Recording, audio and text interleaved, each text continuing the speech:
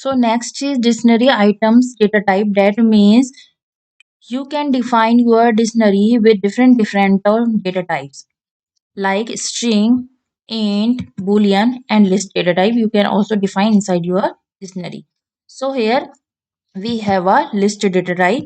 This is integer. This is your string data type, DPS and UP.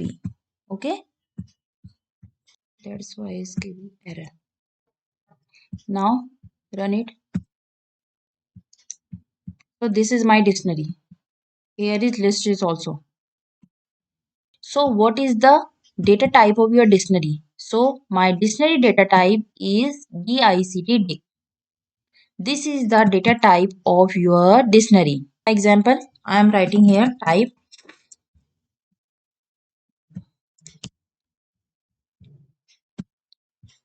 So my dictionary data type is dict. Now move on dict constructor.